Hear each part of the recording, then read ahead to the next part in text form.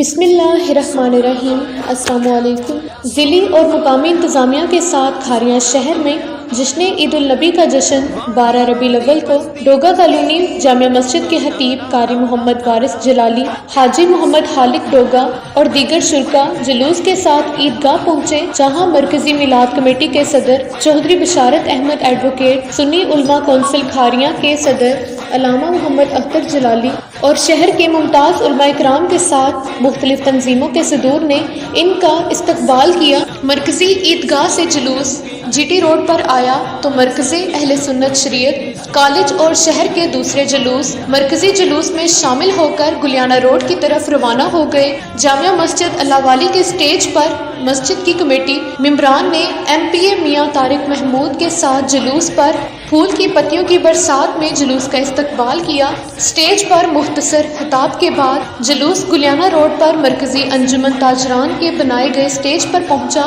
جہاں جلوس کے شرکا کو ہار پہنائے گئے اور مشروبات سے تواضع کی گئی۔ جلوس گلیانہ روڈ اور انارکلی بازار سے مرکزی میلاد چوک کی طرف روانہ ہوا۔ میلاد کمیٹی کے ممبران نے حسب سابق میلاد چوک کو سجانے میں جشن مصطفیٰ کا مثالی اظہار کیا تھا۔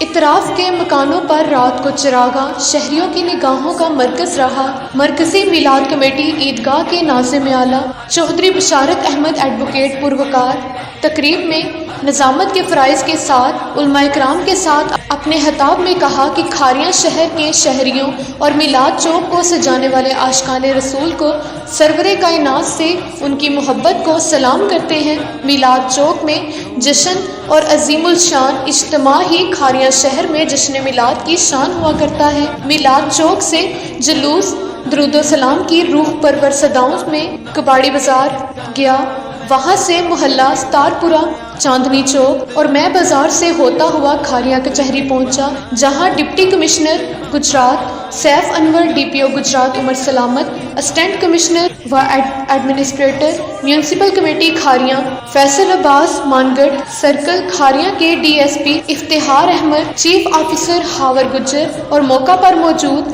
حاضرین نے جلوس کے شرکا پر پھولوں کی پتیاں نچھاور کرتے ہوئے بھرپور استقبال کیا۔ جلوس کے قائدین نے ضلعی اور مقامی انتظامیہ کا شکریہ ادا کرتے ہوئے کہا کہ ہم شہریوں کے درمیان آپ کی موجودگی ہم شہریوں کی حوصلہ افزائی اور اعزاز ہے۔ ہم جلوس کے شرکا جشن مصطفیٰ میں آپ کو اپنے درمیان دیکھ کر دل کی گہرائیوں سے آپ کا شکریہ ادا کرتے ہیں۔ اس کے بعد جلوس واپس عیدگاہ کی طرف روانہ ہو گیا۔